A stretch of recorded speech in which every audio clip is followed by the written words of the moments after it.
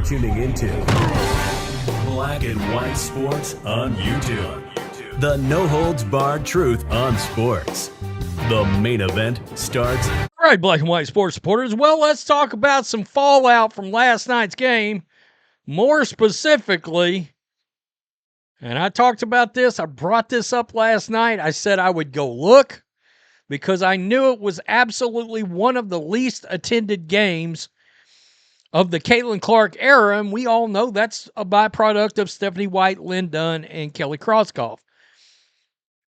Well, I was right. It was the third least attended game in the history of the Caitlin Clark era, right?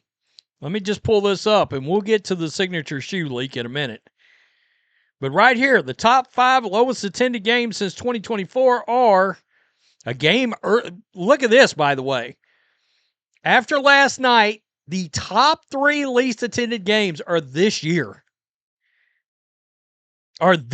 People are not happy with the product. All right. They won a game last night, and I was in a chat where it was overwhelmingly, this is boring ass snail's pace basketball. Overwhelming. I'm going to be honest. I didn't see hardly any positive comments outside of celebrating a nice pass from Caitlin Clark and then Sophie going bananas. But until we hit that point, it was, honestly, it was a bloodbath in that chat. And because of Stephanie White's style of play. So last night, 15,017 fans showed up. Now, in case you're wondering, that's roughly about 2,250 empty seats. Guys, there were $10 and some change tickets for this game. You could get in to see Caitlin Clark at home for $10 and some change, and 2,200 people said, nah, we're good.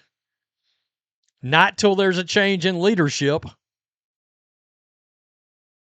It is what it is. People want to. That makes people mad that are part of the Slurp FC support group, which would be the mainstream media that covers this team and a couple of creators. That hurts their feelings when you tell them there are people that cannot stand this brand of basketball. People want to consume what they want to consume.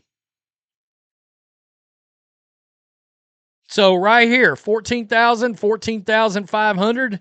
And then last night's game would have been 5 people less than the Seattle Storm game in May 30th, 2024. 15,022, 15,017. So it's officially the third least attended game. Look, we'll get to Stephanie White's comments in a minute. She's still getting dragged. She's still getting dragged. Caitlin Clark, we think we've got the first look at the signature shoe that's leaked. The Nike Caitlin 1. And I don't know. People are saying this is real. Somebody did ask, is this AI? I'm not going to lie, not a bad looking shoe. It's not a bad looking shoe. But I got to see the shoe. I want to see the shoe up close, right? It is a failure of epic freaking proportions that this shoe was not out by the end of August 2024, and certainly by Christmas of 2024. Guys, it's June of 2026, and they're talking about this Joker's not coming out till like October 1st or something like that.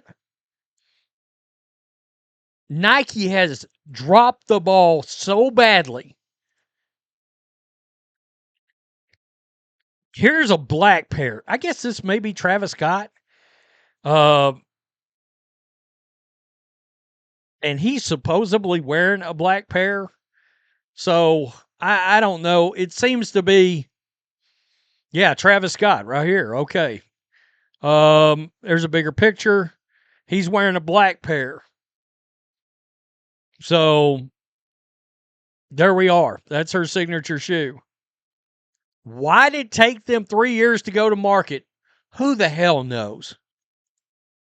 Who the hell knows?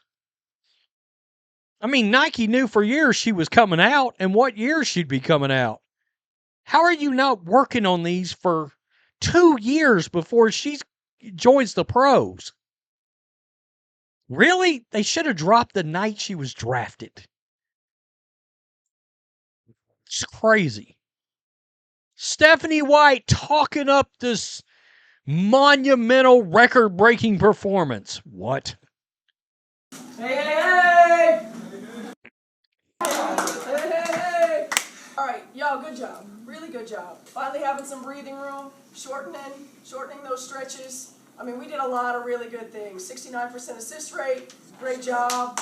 4 in double figures, 3 with 20s. We had runs of 28-12, 17-4. I mean, we did some really good stuff. 113 points, a regulation record. More than anything, y'all. Okay, I'm going to stop right there.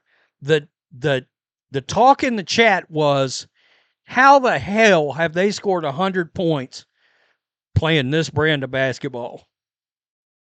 Where it literally felt like they were dragging their feet through the whole game, and somehow they got this many points. Well, you played an expansion team, so that's probably one thing. By the way, Caitlin Clark basically accounted for, I saw, 50-plus points total when you factor in three-pointers. Play together. Okay, we play together. I'm talking about people making three-pointers. We're starting to get connected on both ends of the floor. We're closing our fist. All right, they had a little run. We answered the run. Okay, really good stuff. They only shot 19 free throws. Very, very good. Kelsey tied Candace Parker and Skylar Diggins for 13th most 25-point games. He moved up to second most in Fever history in assists in a single game. Soph tied her career high with 6 3-pointers